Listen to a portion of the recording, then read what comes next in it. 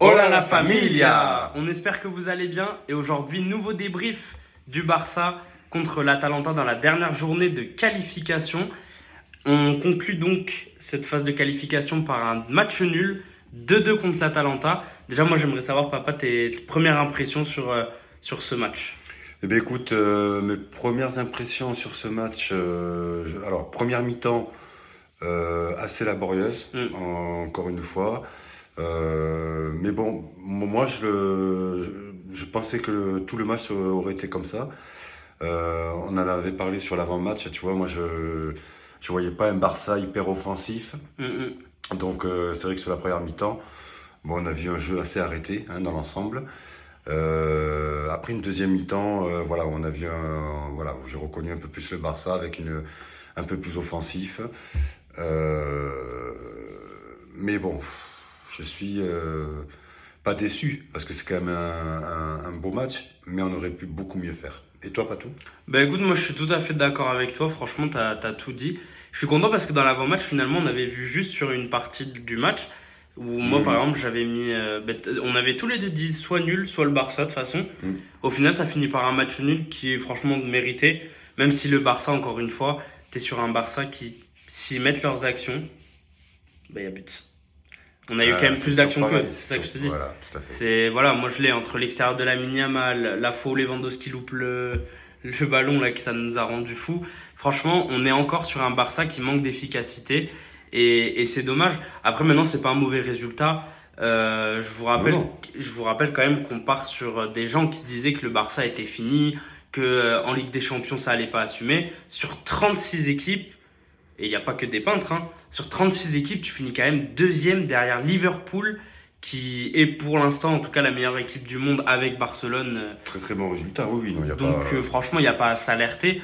Maintenant, là, moi, où je vais mettre une petite réserve, c'est... Mais après, comme on a déjà parlé en off, c'est un peu les visions qui se croisent.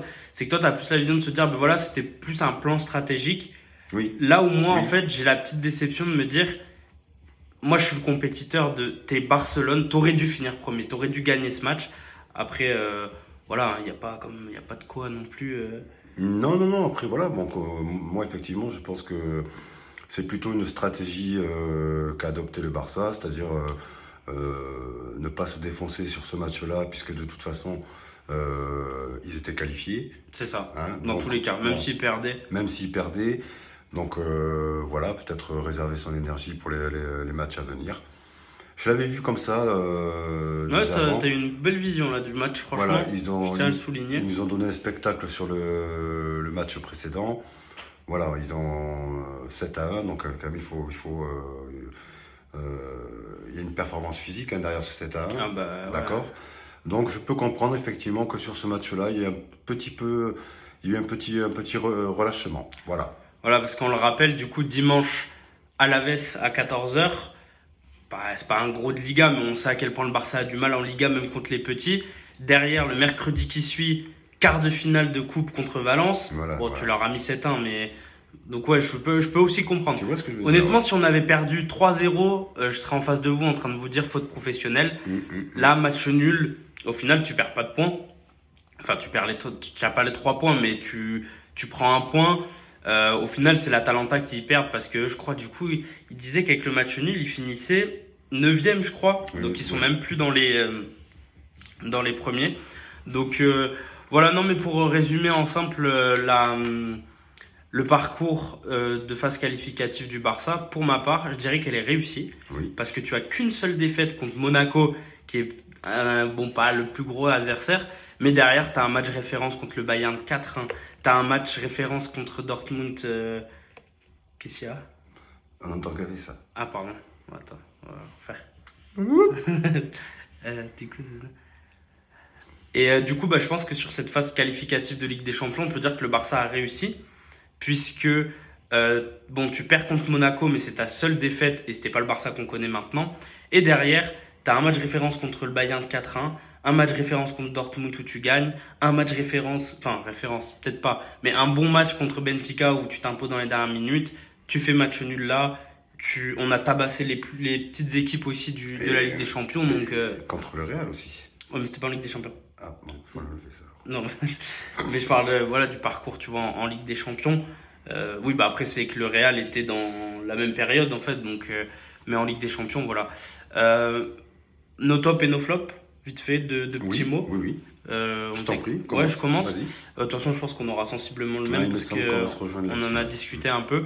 Alors, le flop, pour moi, c'est Lewandowski. Oui, tout à fait. Je vais pas en parler plus parce qu'on va en parler juste après. Voilà, qui n'a pas été encore une fois décisif là où on l'attend, c'est-à-dire en face des cages de but adverses.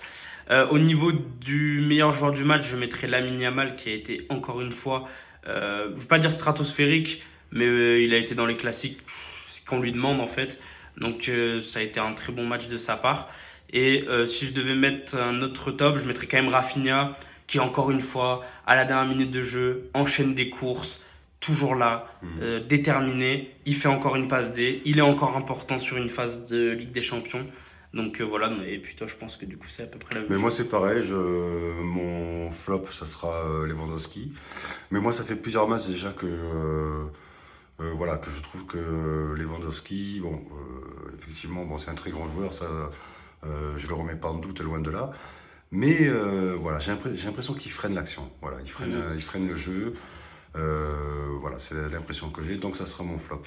Mon top, bien entendu, ça sera Lamine Yamal, qui a fait un match, voilà, qui nous a régalé encore une fois. Donc, en plus avec un but. Donc, Mhm. que demander de plus? Très grand joueur. Voilà. Voilà, donc moi voilà les deux sujets dont je voulais parler, c'est donc le premier, donc le dossier Lewandowski.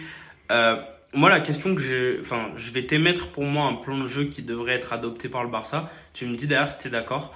Moi je pense que Ferran Torres doit prendre la place de Lewandowski pour la fin de saison et qu'on inverse les rôles dans le sens où Lewandowski, on peut pas dire que c'est un joueur qui t'apporte rien parce qu'il met les buts quand même quand il voilà c'est un buteur et c'est voilà c'est un joueur qui pèse et tout.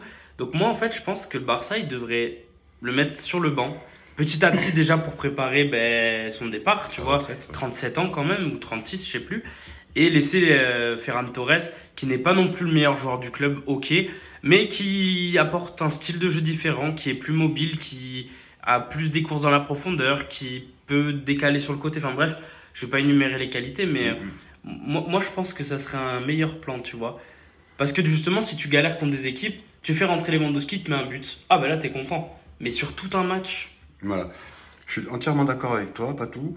Et moi, comme je te dis souvent pendant les matchs, quand je trouve que Lewandowski, il est un peu à la traîne et tu vois que c'est, voilà, il bloque un peu l'action du jeu, il devrait sortir plus tôt.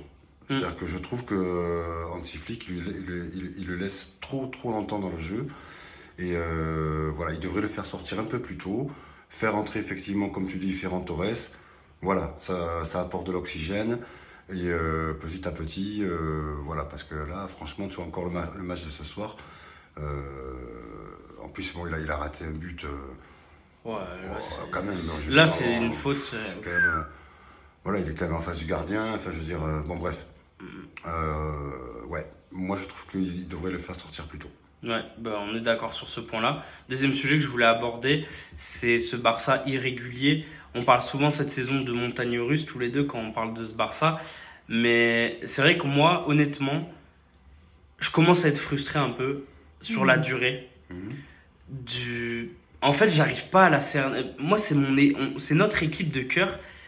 Et je trouve compliqué de ne pas pouvoir cerner mon équipe de cœur, dans le sens où on parle de manque d'efficacité, mais derrière, tu as des matchs contre 7-0 contre Valladolid, 7-1 contre Valence, 4-1 contre le Bayern, donc tu te dis, non, l'efficacité, elle est là. Et derrière, tu te retrouves avec des matchs, alors je ne vais pas tous les citer, où tu as franchement 15, 20 occasions des fois dans le match, ça rentre pas. Alors, comme on a dit, il y a un manque d'efficacité, il y a un manque de chance aussi, mais voilà.